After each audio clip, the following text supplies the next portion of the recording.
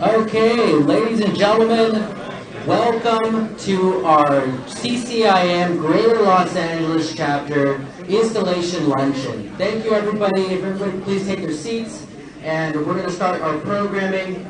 And first and foremost, I want to thank everybody for taking the time, I would say investing the commute to come to Beverly Hills during this post-COVID time. I understand that it took me a little bit of time to get used to traffic on the way here, so I know a lot of you, we want to appreciate each and every one of you for showing your support for the chapter and for those on the board. So again, thank you again for attending. So what we're going to do is we're going to first do some honorable mentions. We do have some dignitaries in the room. We actually have presidents from the Southern California chapter, who is actually our sister chapter here for Orange County and several other counties that we don't cover. We also have our regional vice president from the CCIM Institute also in attendance. And if you guys can please rise and we can acknowledge you. Please rise. We have our LED. Thank you very much. And also, too, for our presidents and past presidents, and for those of you who have been president of CCIM, Greater Los Angeles, and of our sister chapters, if you can also please rise, we would like to recognize you as well.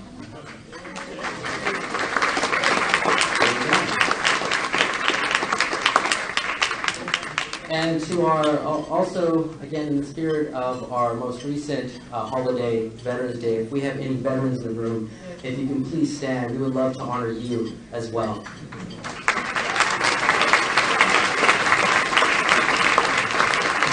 So our veterans, thank you for your service, and we sincerely appreciate all the good work you've done for our country.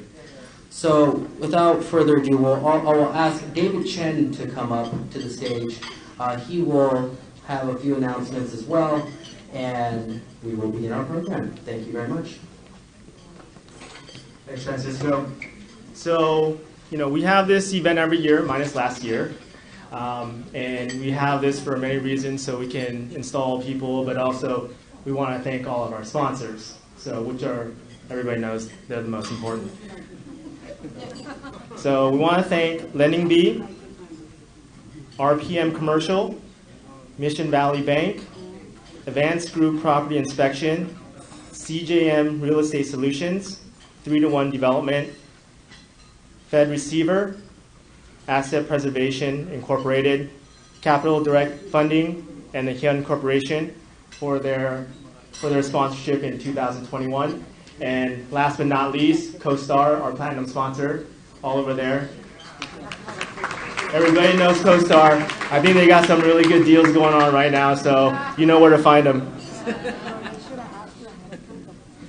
And for 2022, we're accepting new sponsors, but we already have some. So CoStar, once again, thank you again for being our platinum sponsor.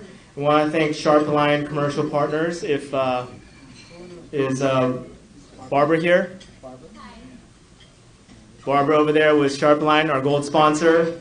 And we want to thank CJM Associates again, Coldwell Banker, Kidder Matthews, Capital Direct Funding, Environmental Managers and Auditors, Loan Direct, Lending Bee again, Advanced Group Property Inspection again, Allen Watkins, Ex Novo, Cushman Wakefield, CSI Fulmer, and EXP Commercial. If you guys are interested in sponsoring and you are not on this list yet, feel free to talk to me, Jeff Albee, Francisco, any of us on the board. More than happy to have you. Thank you.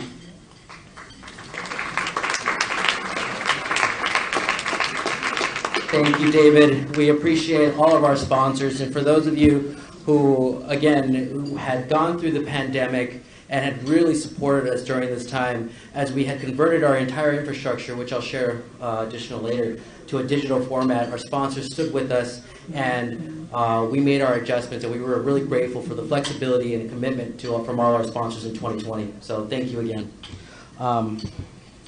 What I'm going to do now is I'm going to ask Steve Donnell if he can please come up to the stage. We are going to speak about our scholarship program and the Carmela Mott Endowment Scholarship recipients. Dr. Steve. Hi, thank you. I'm Steve Donnell. I'm the Scholarship Chair. I'd like to welcome everybody here.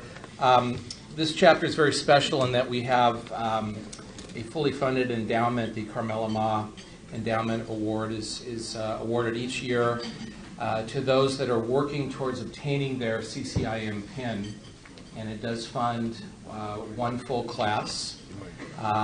We have had some fantastic applicants in the past. And this year, I think we had more applicants than in any recent year. In addition to the Carmela Ma Endowment Award, we also have had additional funding through an anonymous donor to our chapter, and those funds are going right back to some additional awards. And we also have Carmela Ma that has funded additional awards this year. The awards are designed, the merit awards are designed to acknowledge those that have worked very closely with our chapter. It's a way for us to pay back and also to assist those that are working to further their career in the commercial real estate field. And so at this time, I'd like to announce the various recipients of our awards. What we're going to do is just have the honorees stand at their chairs, remain standing. I think there's 5 awardees. We will honor them, and then at the conclusion of the event, they will come up at the very end of the event in the interest of time, and we'll get them their plaques. So the winner, and hopefully they're all here. If they're not here, then we'll handle that later.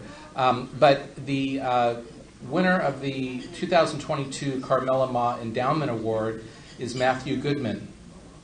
Is Matthew here? Congratulations, Matthew. We also have the Carmela Ma Merit Award, which is awarded to Pauline Lamb.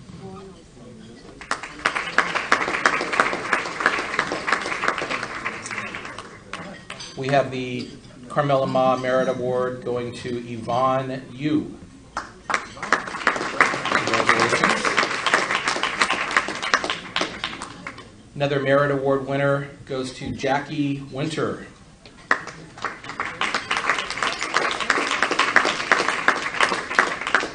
And last but not least, we have the Merit Award honoree, David Evans. So these are some of our current and future leaders. We congratulate all of you. Job well done, and on behalf of the chapter, thank you so very much. Thank you, Steve, for delivering this announcement. And for those of you who don't know, we also have an additional endowment, the Sharon Carr's endowment as well, which was awarded earlier this year.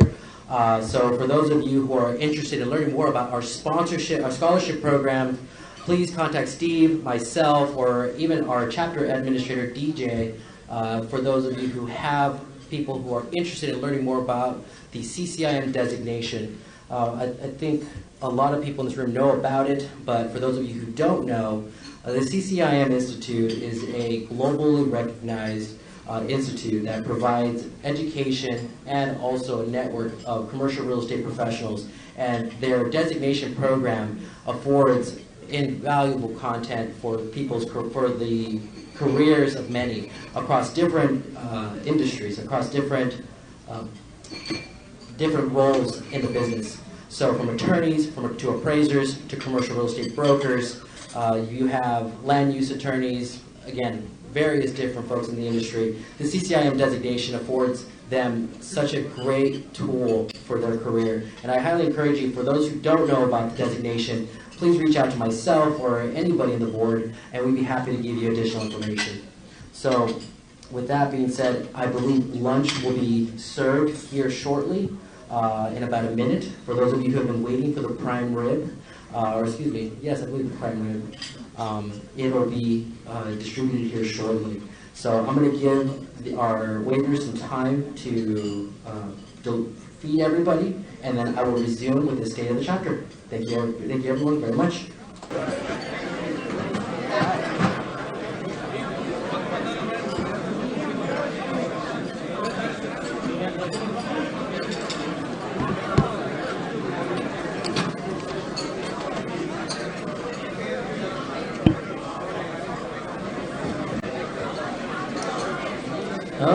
Okay, ladies and gentlemen, I hear a lot of plates moving and I hear a lot of people eating. So I hope the prime rib is delicious.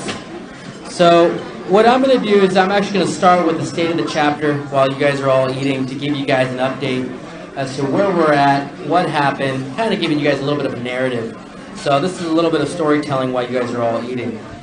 So to kind of give you guys a little bit of a narrative, the pandemic in March of 2020, I think we had John Jung, who is actually the founder of Brickworks. We had Lori Lustig from CBRE and a multifamily developer. And we had a conversation about having a development panel. And for those of you who had registered, we were going to have it in March of 2020. But during the pandemic, we had actually found ourselves with is the country really going to shut down? And many of us have said, no, it's not going to happen. It's not going to happen. And then it happened. So it was a very unfortunate. For those of you, for a lot of us, we had some sponsors that kind of played with that really rolled the punches with us because we were still trying to figure out whether or not we were going to have the venue event or go online. So what had happened was that we actually had to come together with the Institute to be able to develop an online infrastructure to be able to not only send the traditional email, but also have a full system for registration and everything. And for those of you, I'm pretty sure many of you had already known about Zoom. So our chapter and our institute actually moved very swiftly to implement a Zoom solution, and we were able to have that event. So again, I'm going to give a little bit of a narrative to our programming and our thought process too, because it really, these ideas stemmed out of the crisis of looking, how can we connect? How can we really re-engage our members to speak about relevant ideas and things that really matter to the people of our chapter? So for those of you to ponder these ideas today, as we need those ideas now more than ever, we'll go to the next slide. Actually, I have a slide right here. So, we started the year with a CI 101 class. For those of you who attended, it was a really great, well-attended course. March 102, again, we had foundations. We had, excuse me, this actually might be the wrong slide. Excuse me. Upcoming. It's okay, 2022. So, bear with me.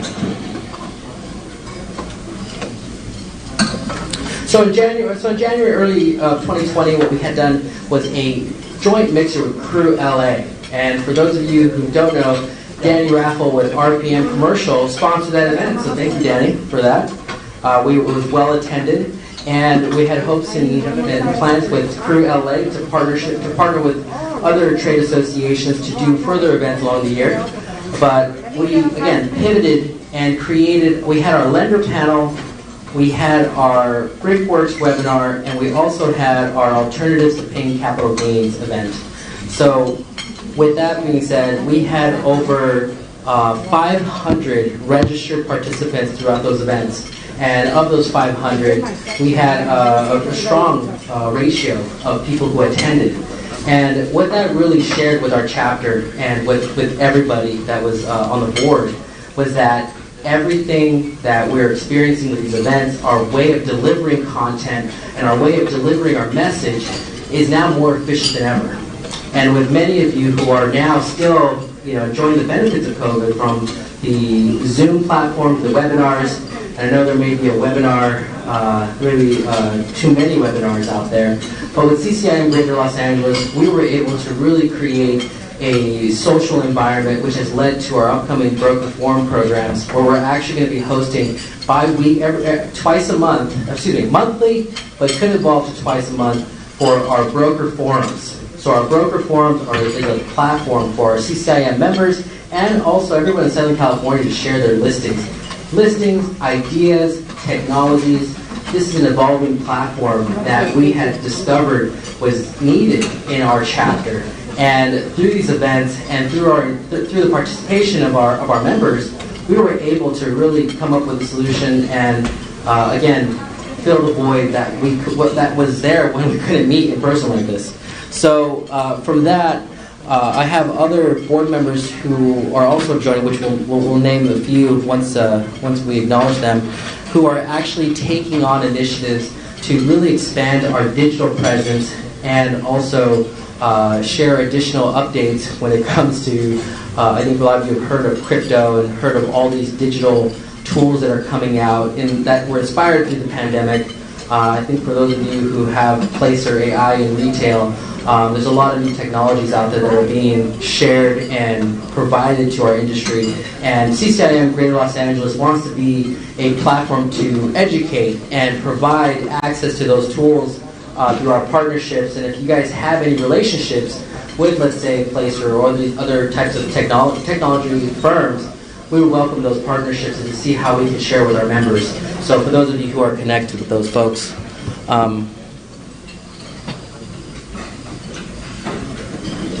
So fast forward to 2021, again, we had spoken about the getting back into the office. 2021 was a very interesting year because we actually held our first general meeting in August of this year, and that was the start of a new paradigm. We actually really realized that through our in-person events, for many of you who are attending here today, it's really great to see a lot of familiar faces.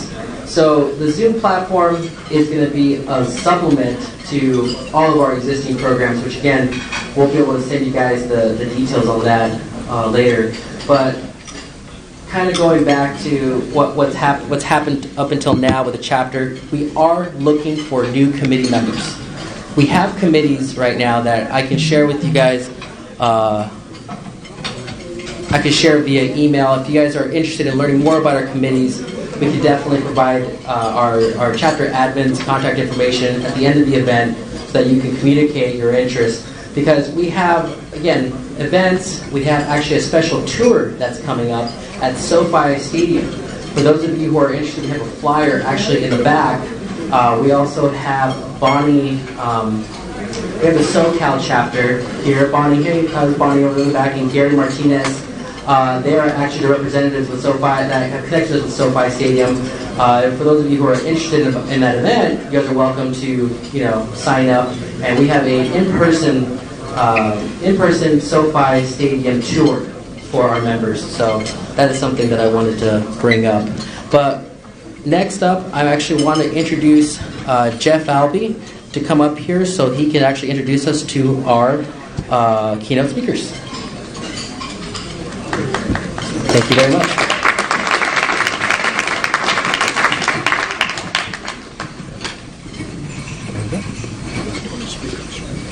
I'm introducing you. Yes. We should introduce you to David Hume first. Okay. Wow. Thank you for everybody attending. This is quite a crowd. I can see just from the past, this is a record. And I'm not surprised. I think, again, we all wanted to get out of the house and start getting back together. We got a couple of dynamic keynote speakers, and I'm really excited because one of the cornerstones of CCIM is creating opportunities for ourselves and our clients and the education process. We've got a couple of new classes this year in the institute that are being piloted through our chapter. Carmela J. Ma, she is, those of you that don't have the pleasure of knowing her already, she is the founder of our chapter and is the heartbeat of our chapter. So unfortunately she couldn't be here today. Her mother passed away and her and her sister Patsy could not attend. I know she's here in spirit. I know her mother is here in spirit. But with Patsy and with Carmela, we have developed some of the new classes, and we all know about the core classes. We all know there's the 101, the 102, 103, and 104, but the only thing that's permanent, as we know, is that everything is changing, and there's so much opportunity with what has happened. Adaptive reuse, That's the word, and we're going to talk about that. But we're going to also talk and look in the mirror and realize, wow, we're getting older, and we've got this wealth transfer. And how is that going to affect our industry? We've got the biggest wealth transfer that the United States has ever seen, and that's the baby boomers. They're done. If they're not done now, they're going to be done soon.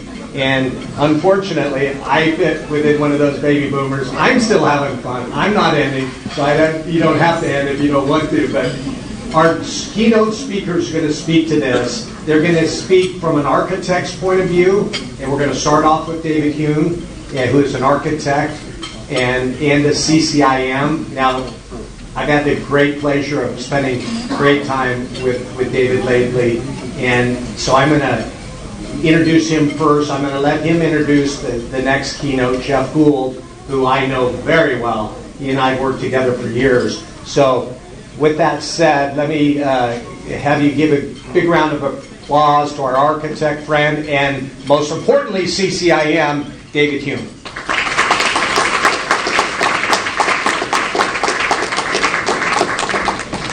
Good afternoon.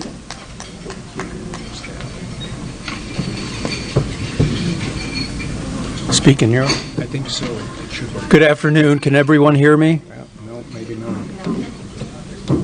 You're going to have to use this.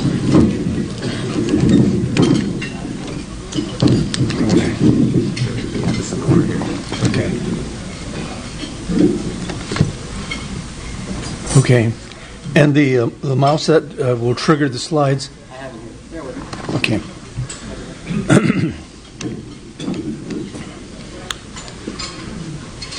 Good afternoon, everyone. It's an honor and a privilege to be here. I would never have imagined in 1 million years that I would ever be given the opportunity to be a keynote speaker for a CCM installation luncheon. But it did occur about 4 months ago when I talked to Jeff Albee, the incoming president, about my background as an architect and why I made a deliberate transition by taking a class with Carmela Ma and learning the business of being a competent commercial real estate broker. There are very few architects that have made the transition that I have made, and Jeff Albee thought the story of how I made that transition under incredible difficulties and challenges was appropriate for me to share with you. So I am here not just because I did it as an individual. I am here because I did it in partnership with my family, and also very close friends and other people within the CCM organization. Carmela Ma is number one in my book. Had I not taken a class with the Carmela Ma, I would not be here today. But she inspired me to become a student of the CCIM discipline. Today, I am a much better person than I was when I started the journey. Why? Because to be in the commercial brokerage industry, you need to have 5 qualities that without, you will not succeed in the industry. The first quality that became paramount for me to learn to be a competent commercial broker was, number 1, courage. You have to have incredible depth of courage to face the obstacles you face. Number 2, you have to have incredible character of integrity to represent your clients in the responsibilities that you undertake. Number 3, you have to have incredible commitment from the time you start to the time you close an escrow to do the job competently with the assistance of your lawyers and accountants and all the other advisors. Number 4, you have to have incredible capital management skills to protect your client's capital and investment at all costs. No ifs, ands, or buts to protect your client. And number 5, without this last ingredient, if you don't have a caring attitude and you care for your fellow CCIMs, you care for your city, your community, and your country, you should not be in the business. The real estate commercial industry is the backbone of America. And we're proud to represent it, and we're proud to carry the torch forward. And how I got to the point where I got my pin is the story I'm going to unfold very shortly. I have a time limit of 21 minutes, so someone is going to raise their finger and tell me when I get close to 21 minutes. But I'm going to take 1 minute to introduce some people that helped me get to where I'm at. And I want to introduce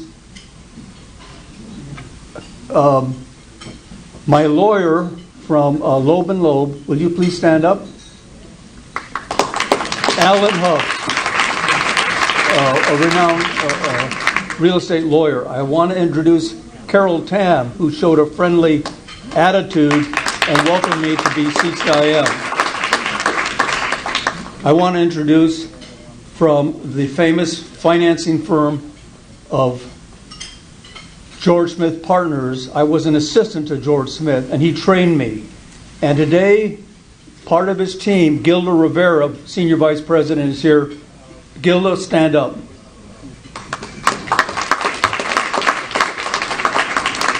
The next person I want to honor and give recognition to is my J.W. Levine Team 5 member from Tucson, Arizona, Craig Finfrock.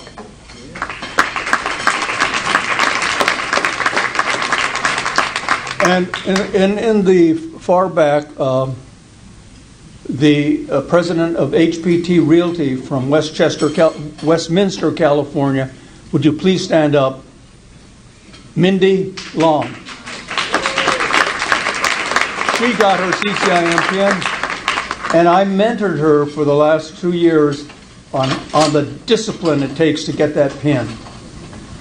Now I'm going to go into what my remaining 14 minutes or whatever time I have.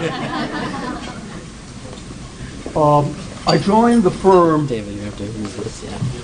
Use this and let me know when to. Okay. I joined the firm of Coldwell Banker George Realty on March 1st, 2011, 10 years ago. For 2 years, I am honest to say that I was not successful in selling or listing one piece of real estate. And with 3 college degrees and with a lot of attitude, I thought I would make it. And I said, David, your attitude is pathetic. You haven't been able to succeed in 2 years. And young ladies from China are selling 1, 3, 5, 7, 10 million in residential real estate and succeeding. And so I said to myself, well, if you can't sell any real estate, what kind of an attitude do you have to have? And I said, I don't really know, but I think I'm going to go to my DVD library and pull out a movie that I was very impressed with. That movie was called Gladiator. I pulled that movie out, I watched it, and I watched Maximus, also known as Russell Crowe, go into the field of battle on the floor of the Roman Colosseum. So I said, that's it. I'm going to adopt the name Maximus. And I went to work every day, not as a real estate broker, but as an ordinary Roman gladiator, willing to fight to the death for his client. And my goal was to just survive and live one more day. With that kind of an attitude, there was no time for Mike Ferry's seminars in Las Vegas. There was no time for phone calls, fraternizing with your associates. It was all focused to live one more day. At the end of 2 years, I'm happy to tell you that David, the gladiator, was successful in battle. So I'm going to share with you how I did it. I created a skit that I'm sharing with you that you could use and adapt to your own ability. In the movie Gladiator, Maximus turns to the Roman generals before they launch their battle against the Germans or the Germanic tribes. And he turns to them and he says, strength and honor. So to your right and to your left, bump fist your fellow member at the table and say, strength and honor.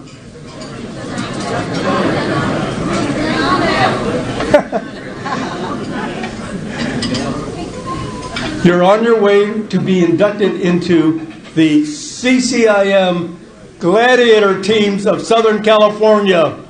Hip, hip, hooray! When you enter into the year 2022, you're going to remember the words that were posted all over Rome, all over the Roman Empire, that said, Veni, Vini, Vinci. So this is going to be an unstoppable motivation for you. Veni means I saw. Vini means I came. And Vinci means I conquered. You will have the attitude of a Roman gladiator. All of you are now ordained to be Maximus generals. You will prevail in the field of battle, and you will take no prisoners. There's no compromise.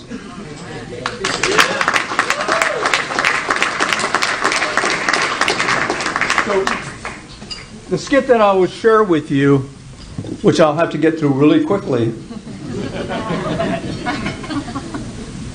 When I ran into adversity and I was being interviewed, the owner of the property would say, well, David, we're interviewing 3 other companies. You're one of 3 companies we're interviewing.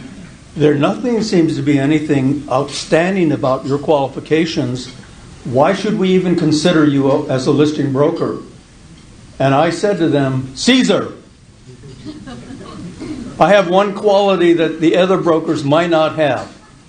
Well, David, what is that quality?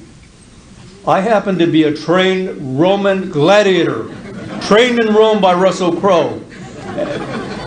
And when we go into the field of battle, we practice the tradition of the Roman gladiators called the block, parry, thrust. Oh, David, what is the block, parry, thrust? So let me show you. With my shield, I block the blows from Big and Bad Realty out of downtown Los Angeles. With my long sword, I parry the blows from King Kong Realtors out of Beverly Hills, California. And with my short sword, we drive it into the gladiators from Genghis Khan Realty out of Newport Beach. And then I turn to my prospective client, I say, Cleopatra, who do you choose to represent you in the field of battle? Of course. So you made the right choice. But the man, and I talked to Caesar, who do you choose to represent you in the field of battle? Russell Crowe. So, with that, as I go into the next portion, all of you have been translated and are now Roman gladiators and gladiatrixes. You will not take a no for an answer in 2022.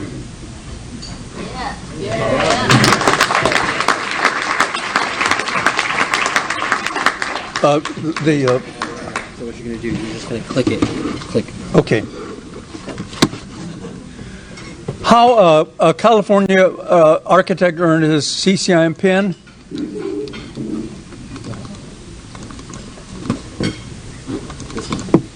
Right.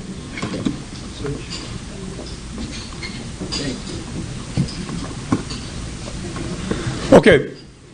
The journey for David K. Hume started 100 years ago when my grandfather, who was part of the formation of the Republic of Korea in Shanghai, China in 1920, came to the United States as the first ambassador from the Provisional Government of Korea. That's my grandfather. He set an example for me. This is my father, architect developer of Japanese Village Plaza in Little Tokyo. I was his partner and I did the construction permanent financing. Why did this project succeed? Because it was a public-private enterprise where the redevelopment agency sold us 2.4 acres for $200,000 from an acquisition cost of $2.9 million. Number 2, we hired Campbell Construction Company and we built the wood frame for $15 a square foot instead of building a concrete 3-story infrastructure that the prior developers failed to meet the 50 cents per triple net rent. 89,000 square feet, okay? We had some of the biggest sales of $400 a square foot when we opened. This is me. I followed my father's footsteps. When I grew up in the profession, everyone said, "Oh, nice to meet you, David Jr." Today, I'm happy to announce that you can call me just David. I'm no longer junior. I was Director of Design and Planning for Kapalua. I was hired by Colin Cameron to take over the 550-acre resort, and I brought on the Bay Hotel on budget in 9 months through the Planning Commission. The budget was $11.4 million. I brought it in at $11.7 with Hawaii Construction. I had deductive alternates and additive alternates, so we were right on budget. This is a redevelopment project in the city of LA called Vista Montoya. 3 acres. David Cunningham, the councilman for the district, said, David, I need your help. The development team putting together this project has come up with 120 units. I want closer to 200. I came up with 180 units, type 5 wood frame on top of a concrete deck, semi-subterranean, half down into the ground, half up into the air. And it was an outstanding success, many awards. And then I took $8 million of Section 8 housing funds, and I created what is called, for the City of Los Angeles Redevelopment Agency, a second mortgage shared appreciation, second mortgages. No interest, no payments, but 50% of the appreciation went back to the redevelopment agency when the buyer sold their home and moved to West Covina or wherever they moved to. It's won many, many awards. This is a letter of recommendation from my student, Frank Ganji of Ganji Development, and he told me that, I challenged all my students with a bet. If you learn from what I've taught you at USC Marshall School of Business, FBE 565, within 5 years, and increase your net worth by $1 million, I'll treat you to a Peking duck dinner. I had to pay that Peking duck dinner in February of 2020. When I walked into his office, he said, "Are you David Hume? Are you the gentleman that taught me FBE 565? I said, "Well, is it Frank?" He said, "Yes, it is. You owe me a duck dinner." So I challenge you, all of you, if you can increase your net worth by, let's raise it up to $5 million in 2022 in real estate, I will personally treat you to a Peking duck dinner with all the trimmings. Okay? That's a challenge. $5 million, you can do it. This is Japanese Village Plaza, which we put together. This is the fire tower. This is the mall with the design features. Wood frame, and it reminded everybody of a Japanese village. And when I talked to people, I said, why is this a success? David, we have visited Japan without having to buy a plane ticket. We haven't had to stay in a hotel overnight. We love this place. The 325-car post-tension concrete deck parking structure that provided free parking to all the visitors with only a validation required for an hour and a half. This is an aerial view of Japanese Village Plaza. Look at the density of Little Tokyo today. It raised the real estate tax increment phenomenally for the redevelopment agency and the city of LA. An aerial view of the parking structure and the infrastructure. A view of the mall. A view of the mall. An aerial view. The award from Secretary Moon Landrieu for Presidential Design Award. There is the award showing David K. Hume as principal architect. This is the partnership plaque next to the fire tower. And this is the one that I'm most proud of. David Hume is my dad. David Hume right there is me. It's in bronze. I'm a partner. That's what real estate is all about, passing on the bronze plaque from one generation to the next generation. The speaker who's going to follow me is going to talk about generational wealth management, passing on the assets you accumulate for yourself and your wife and your children, and training them and teaching them to pass it on to the next generation with elegance. In conclusion, what can we learn? Form follows function. Yes, by Frank Lloyd Wright and Louis Sullivan. But the real world of CCIM teaches form follows finance. This is what I did to win my pin, $32.6 million. These are the awards that I got, and this is me when I was a little younger.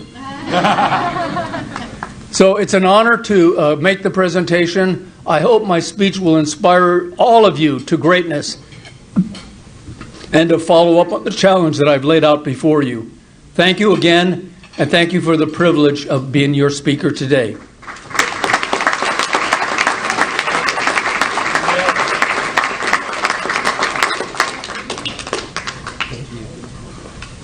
Thank you, David, for your great speech. Now we're going to actually have our second speaker come up to the stage. Thank you very much. Right here, what you have is a mouse. You can either click or scroll up and down. So click is one, and then how do you go back? You can roll up and down. You roll up. You put okay. something. Let me show you.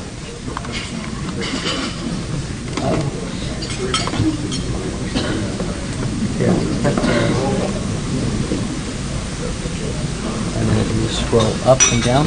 Okay. Beautiful. Awesome. Thank you, Francisco. Wow. That was amazing. David, amazing job. Big round of applause for David Hume. Great job. Incredible.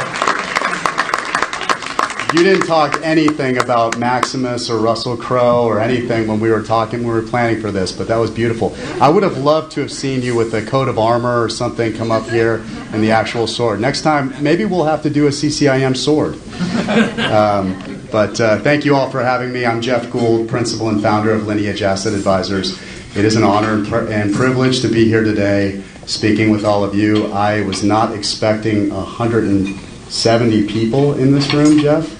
This is a strange affair for all of us in the room, inside, with COVID. Hopefully without COVID, but, very, very interesting times the past couple of years. But I really appreciate the opportunity to speak with you.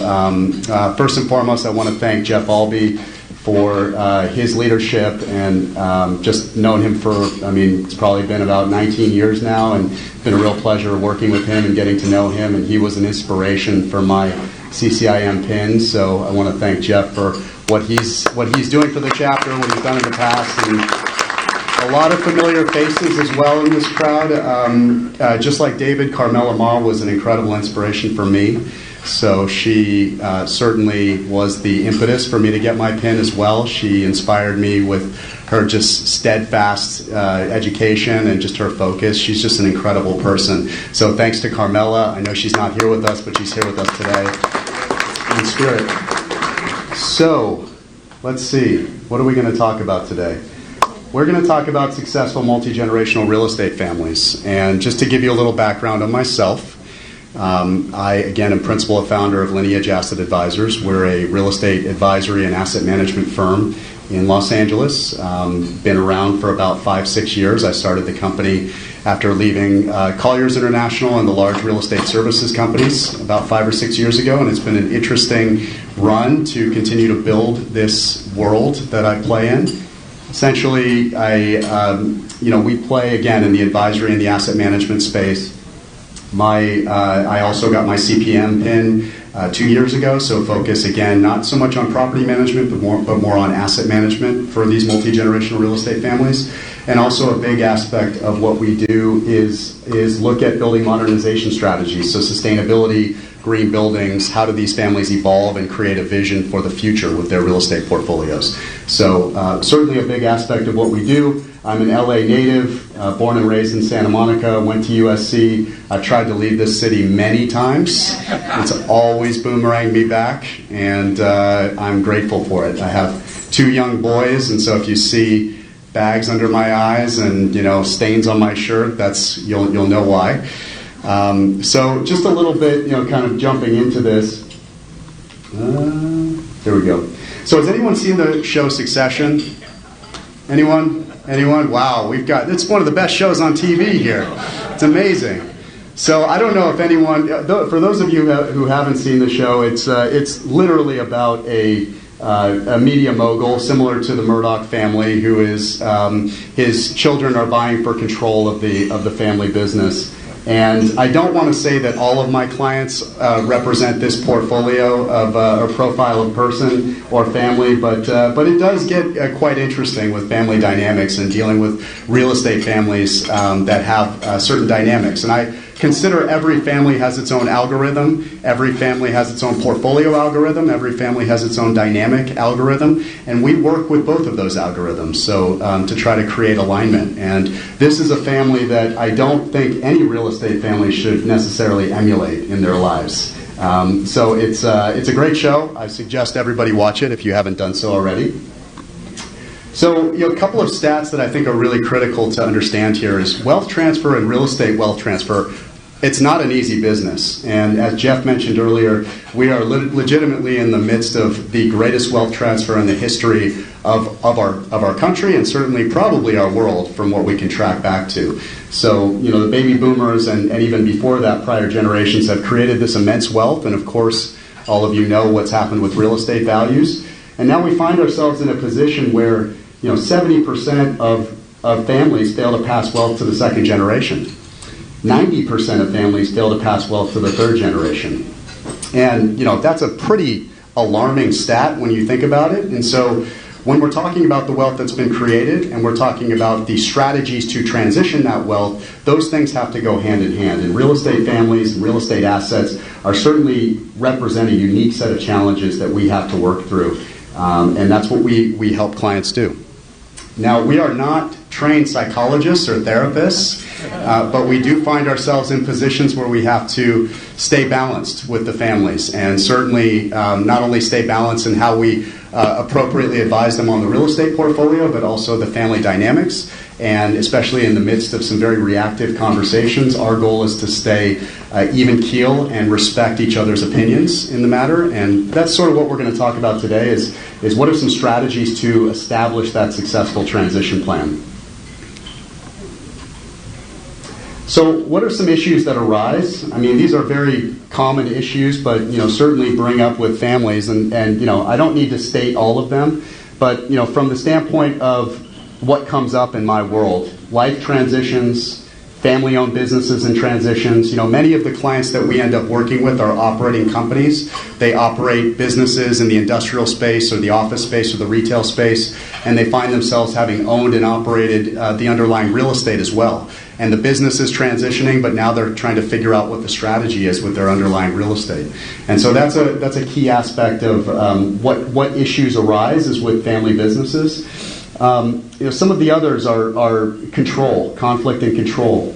Diverging generational interests. Many, just like the show Succession, not all the beneficiaries are in alignment about what's going to happen with the real estate portfolio moving into the future. And not all of them have the necessary or requisite skill sets to accomplish the transition effectively or manage the portfolio.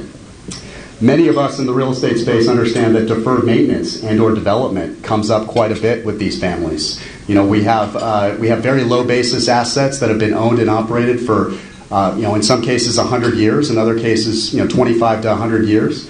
How does the deferred maintenance and capital improvement strategy come into play with these families, and how does it sometimes implode the family dynamic and decision making? We have to think about that. Portfolio variability. And a couple of other things that I think are important to keep in mind is things like estate planning and estate implications. I know we have some folks in here that deal a lot in the estate planning world. I find that a lot of these families end up making reactive decisions because they didn't do the appropriate planning in the future, and that's certainly a key aspect or a foundational piece of doing the planning with these families. And financial planning, of course. How does your real estate portfolio align with your financial or wealth plan and the liquid assets that the family has? So these are some issues that arise. And today, David set it up really nicely, but talking about his family dynamics and the past, present, and future discussion. I named the company Lineage because that's really what we focus on. We focus on the lineage from past, present to future, and what is the throughway. And if we avoid the discussion about the past and we don't plan in the present, and we don't have a vision for the future, then that's when the wealth transfer breaks down. And so I think, a key aspect to our work is to acknowledge the past history of the family, not to shun it or turn it away. I mean, like David, the past history of his family is incredibly important to him, and it's driven his goals in life. The present, where are we at today and what do we need to plan for? And then the future. And I think this is another reason why wealth transfer breaks down amongst the real estate families, is because many of these families, it's hard for them to break the dynamics of the past and envision what the portfolio looks like in the future, or will look like in the future. We, as Jeff mentioned, we're heading into an incredibly divergent time in the real estate space where technology is taking hold, where multi-generational real estate families are still doing things the same way that they've been doing things for 30 to 40 years in some cases, and where that strategy is not necessarily going to lead to an effective transfer down the line. And so it's going to require these families to have a really clear vision for the future.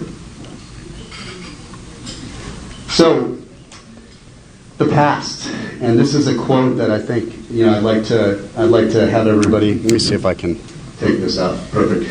A people without the knowledge of their past history, origin, culture is like a tree without roots.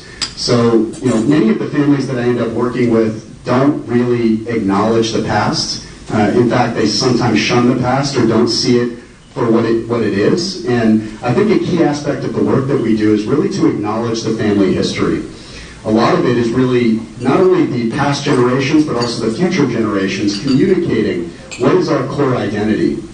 How are we connected? What can we have compassion for the trials and tribulations that we've overcome in the past, and can we work through those to get to a future vision of what the portfolio needs to be? And then I think most importantly with these families, especially multi-gen real estate families, resilience is a key aspect of this. Having resilience, really being able to work through those hard conversations with family members and get through to an outcome that everybody feels aligned with. Selflessness. We talk a lot about selflessness. Many family members, as you maybe some in your family, maybe it's us. We have to look at ourselves and say, are we being selfless in this conversation, or is it all about us? And so these are key aspects of the family history component. And then looking at that, and then also mirroring that up with the property history. What is the family ownership history of our real estate assets? How has that evolved over time? How have these assets been transitioned? I think it's really important to understand how they've transitioned. Was it through the estate? Was it through probate? What happened? What issues arose in the transition? How can we learn from that? And then one key aspect that we try to focus on is the legacy properties. These are assets that have been in the family for many years, that are highly symbolic, that are highly charged and have a lot of meaning within the family dynamic. We end up working on a lot of these types of properties and really acknowledging what the value is to past family members and how that translates to future family members. So if you're depressed, you're living in the past. If you're anxious, you're living in the future. If you're at peace, you're living in the present. So it's a three-phase process of planning in our world. It's really understanding and discovering the real estate portfolio for what it is. A key aspect of of why I got my CCIM pin is really to do this deep dive portfolio assessment, to really understand the portfolio at the deepest level, do the due diligence on the portfolio, understand the operating protocol, understand the infrastructure and how the family's operating. What are the inefficiencies in the operations? What are the financial returns? What's our return on equity? What's our internal rate of return? All of the CCIM education comes into play with the portfolio assessment. Another key aspect is going through and understanding who the stakeholders are at the table. So interviewing each of the stakeholders and really understanding who they are, what their goals are, what their desires are, what their fears are, and how that relates to the real estate portfolio. Then the second phase is developing a shared asset plan that is in alignment with the family dynamics. That shared asset plan can be on an individual asset basis and a portfolio basis. And then, of course, the third phase is the implementation strategy. So now that we have a shared asset plan with the individual properties, Now we go ahead and implement the plan. So that could be a disposition, that could be development, that could be joint venture, it could be things like adaptive reuse. It could be like breaking the entire operating or infrastructure of the portfolio and actually rebuilding it from the ground up for these families, which may be highly relevant for what they're looking to accomplish. So, that's really the phasing of the present planning that we are doing with these families. And so now we move on to the future, which I think is a critical aspect of what CCIM and the education piece is looking to accomplish. So vision is the art of seeing what is invisible to others. And what is invisible to the family? Many of these families that I work with have blind spots. They've been operating their portfolio for 50 to 70 years and don't realize that the market is changing under their feet. Things are changing, the real estate dynamics are changing, and now is the time to really start to set the course for vision. But breaking the past, operating system and actually evolving into a portfolio vision that makes sense is hard. It's hard work. It requires some difficult conversations. And here are the key kind of formula or the key formula and foci that I think are important with the vision. Leadership and adaptability. Who are the beneficiaries that are going to take over, and are they capable of taking over the portfolio? I think it's important that not all beneficiaries need to be involved in the portfolio or in the real estate business right away. But how do we bring them together to communicate with them what our expectations are and get them involved at least in a small way? Portfolio makeup. Many of my clients end up owning, office assets or individual assets like office or multifamily or retail in certain submarkets. Is that the appropriate portfolio makeup for the future? Is that going to be what our family is looking to accomplish, or do we need to evolve that thinking? Modernization, innovation, resiliency. Now, this is a key element that I know CCIM is focusing on and we focus on as well with clients, is how do we look at adapting to the new normal in the real estate space? Technology, innovation, all the things that we've talked about in each different sector, property management, digital twin technology, cryptocurrency and tokenization. There's so much happening in this space, but it's so hard to integrate that if you don't have a stepwise plan for integration on the modernization side. And then I know I've talked to a few people about this, and it sort of integrates into what we're talking about here, but the whole movement of environmental, social equity, and governance. Are we focusing on ESG? Are we focusing on green buildings? These are really critical pieces of the puzzle for many real estate owners to evolve their thinking, and creates a competitive advantage for tenants as well as financing sources in operating their portfolio. And then finally, philanthropy and giving, thinking about giving instead of receiving. Many of these families, we have to shift the focus of gratitude rather than just taking. And so that, again, the operating structure becomes really critical there to establish a foundation and start thinking about philanthropy and giving. So, in conclusion, here are a few. I'm not going to go into super detail on these ingredients, but we'll run through it. Here are the ingredients for a successful multi-gen real estate family.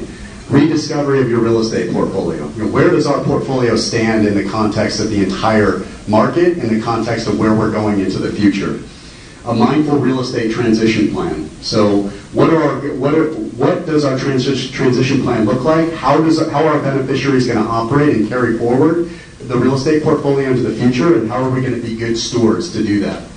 Frequent communication and education. I cannot underestimate communication and education with the beneficiaries, and I think I know I've talked to Jeff about this, there's a key element of being able to maybe bring in next-gen real estate leaders and family office next-gen owners to start talking about how CCIM can help them evolve their thinking on the education side. Effective family board and governance structure, risk management, emergency PAC and conflict resolution, maintaining control.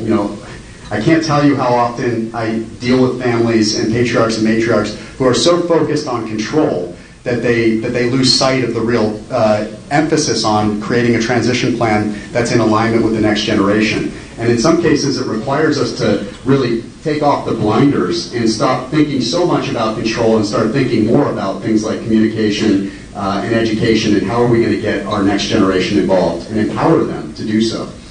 Effective operating structures, that goes without saying. It's a lot of the work that we talk to clients about is, do we have the appropriate operating structures in place to effectively transition the portfolio into the next generation?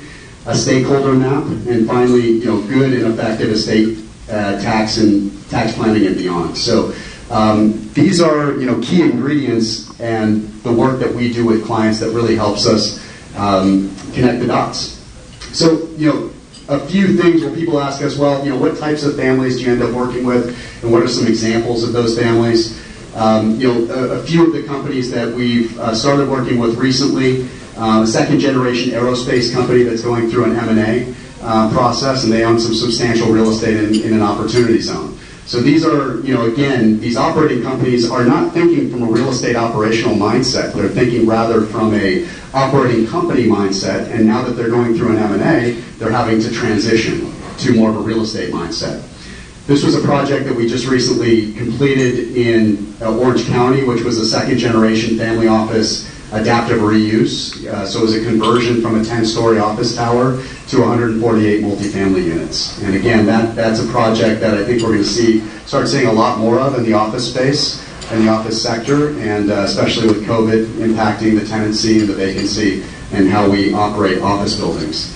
And then the final one is a fourth-generation Hollywood family that is in transition. So this is a family, again, effectively has been able to transition over 4 generations, but now they're bifurcated into 2 factions, and they don't necessarily agree on what they're going to do with the real estate or how they're going to monetize it.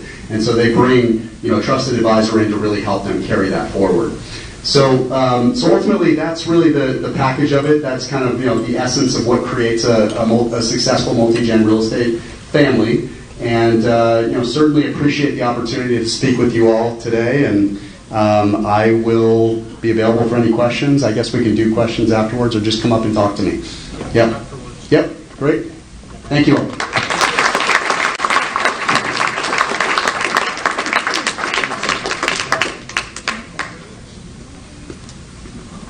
Wow. How do I follow up against those 2 speakers? I don't. They really showed us the future. I'm going to look at my notes here because we're going to condense. We're running a little bit behind, as you can see. So I'm going to kind of condense on my little speech. First of all, I'm just going to talk to you about where are we going as a chapter, because we really, like Jeff said, I mean, we've got to go into the future now, and there's a lot of opportunity with all that's going on. And so I would just ask you all to go to the website, ccimla.com, and you're going to see our events, because we have some exciting events coming up. One of them is going to be the new infrastructure going in Los Angeles. We're going to have an event where we talk about that. As you all know, we're going to have the Olympics coming, and there's tremendous infrastructure projects going on. We've got... Okay, we're going to do that now. Do that first. Okay. All right, I'm getting the hook already. We'll go into this here in a second, but we're gonna go right to installing the new officers of the board. Yes, real quick. All right, real quick. Wait a minute, I want the mic.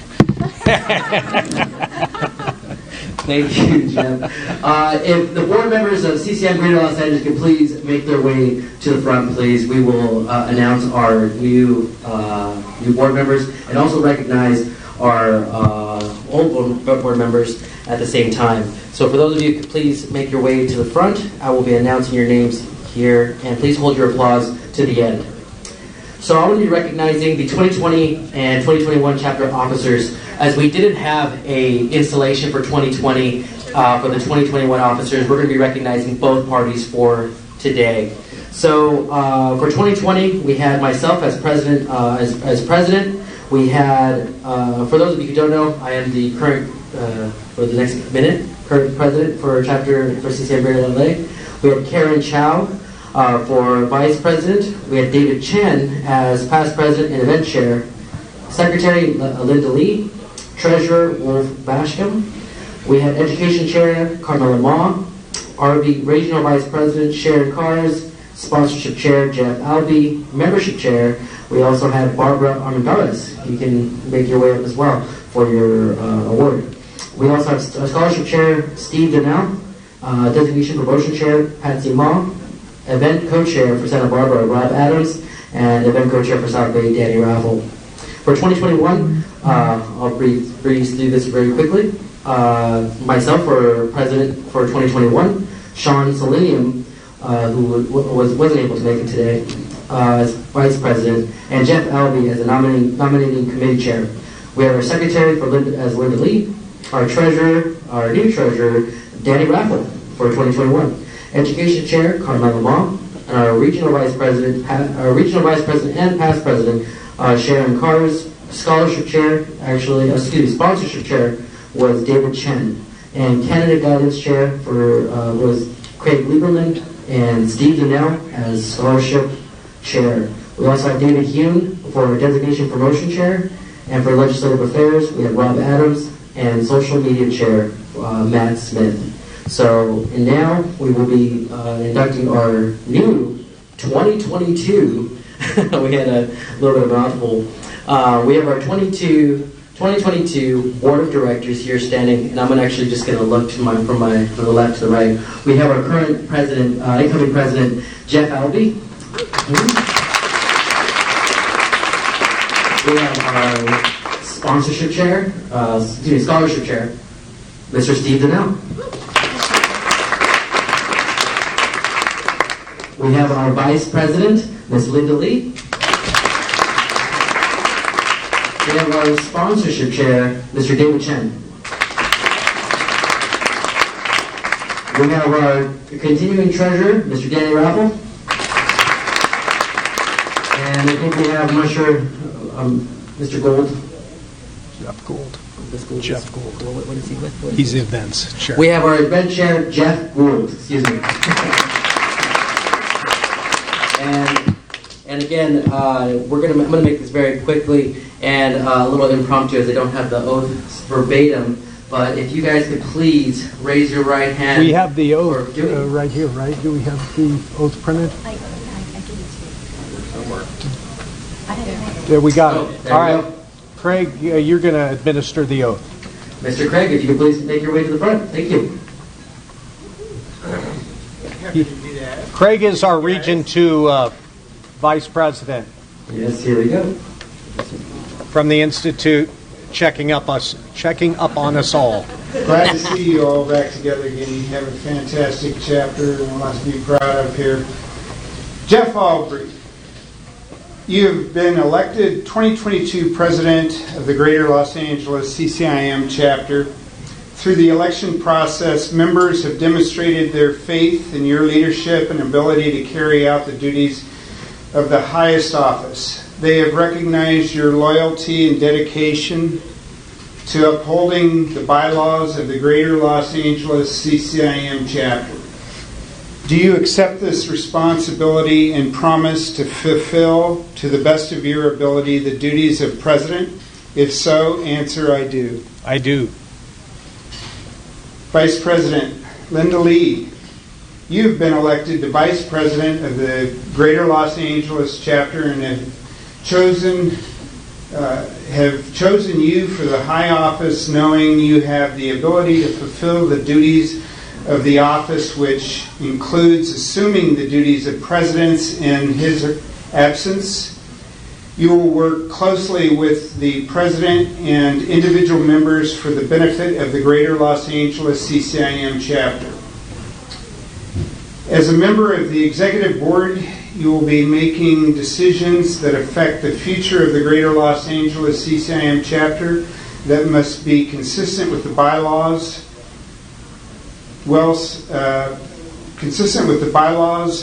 so your decisions will be in the best interest of all members. Do you accept the responsibility to promise to fulfill to the best of your abilities the duties of Vice President? If so, I do. There you go.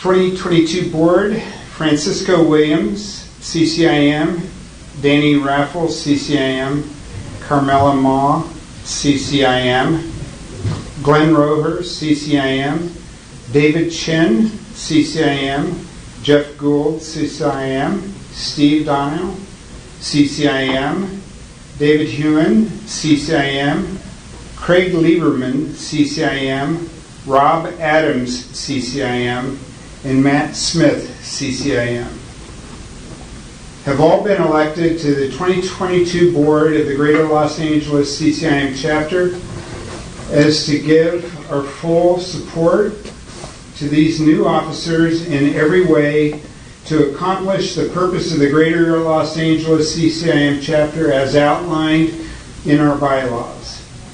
Do you accept this responsibility and promise to fulfill to the best of your ability the duties of the board? If so, answer I do. I do. Election to the position of leadership in any organization is an honor not to be taken lightly. Your fellow members, in electing you to your respective offices, have expressed their confidence and dedication in your ability. As chapter officers to the Greater Los Angeles CCIM chapter, you will represent to our fellow designees and candidates the highest standards of our worthy profession. Please accept my wholehearted congratulations to each of you. May your term of office be one of deep satisfaction and provide you with the knowledge of a job well done. Thank you for your permitting me to be your installing official. It was an honor. Mr. President, welcome to your new office.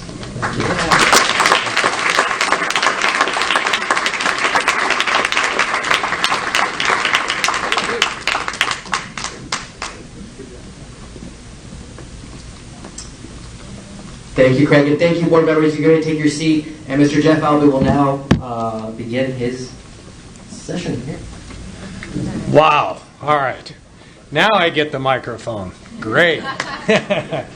Okay, well, I am going to make this short. I'm going to condense it here.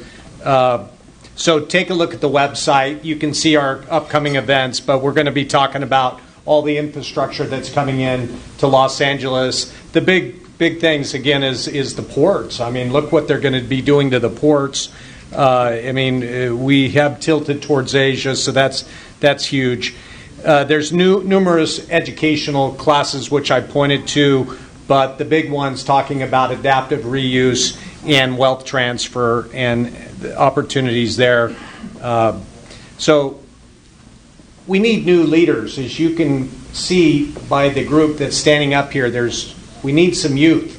So I would challenge everybody here and to go back to the office and let's get people educated, let's get people involved in leadership. That's really what changed my career some time ago. It's been a while. So I love David's speech. I love Jeff Gould's speech.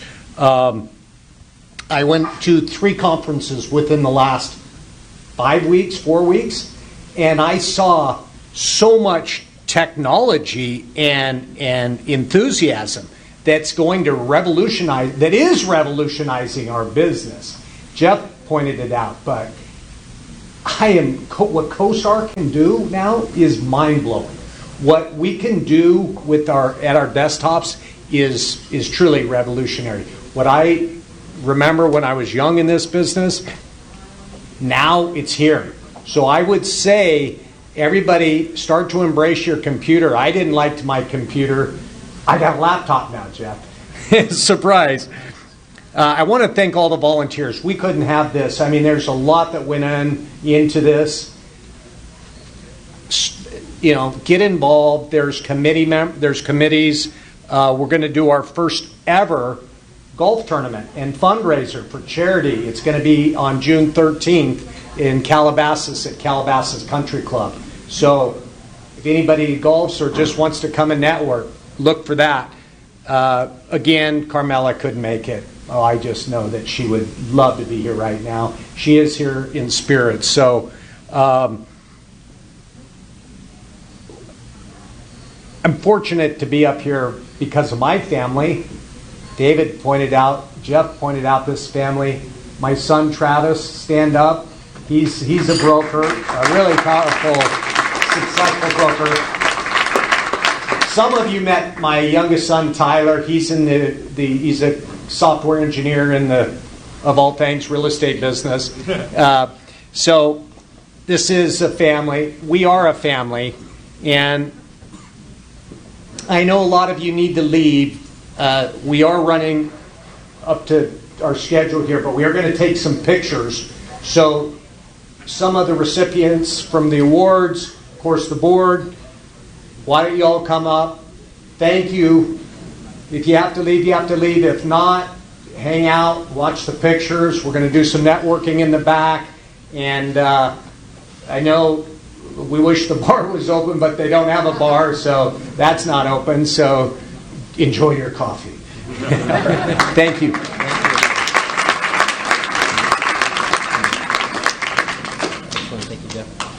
Scholarship recipients, if you please can come up. We'll actually have your scholarship certificates here available. Board members, we also have your awards up here as well. So if you guys can make your way back here as well, I'd be happy to have it.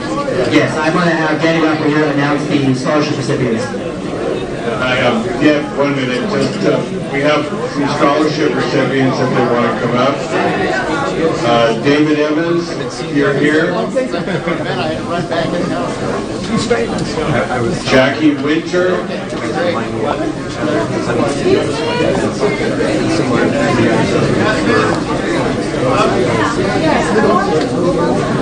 Yvonne Yu.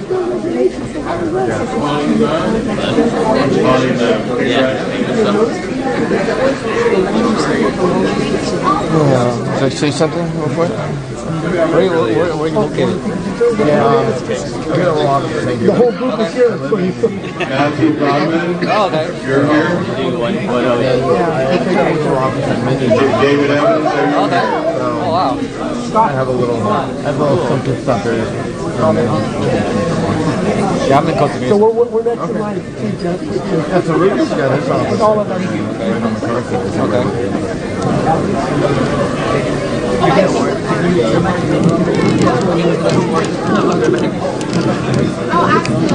Let me see. So we're doing the big EXP one. I don't know, did Peter Peck here? He's also a past president. Next to Jeff. One step to the right, Jim, you're on the board. I feel like I'm waiting for pictures with Judy. Deny. I'm like, I have to do this to Jason, Jeff. Do I have enough time to be on any more boards? Slow down. Because they're like, you're too busy. Don't burn out. Well, you don't even have any time to watch UCLA basketball. Nope. I went out to the Final Four last year. Oh, did you? I was at that game. We'll do a quick photo with everyone.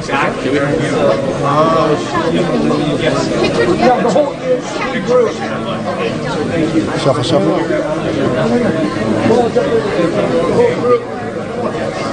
Oh, should I get that just us? Okay.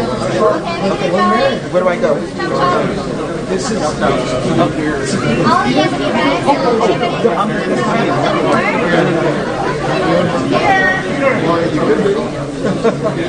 Everybody eat. 1, 2, 3. Okay. One more. You're better than I am. I'm going to learn from you.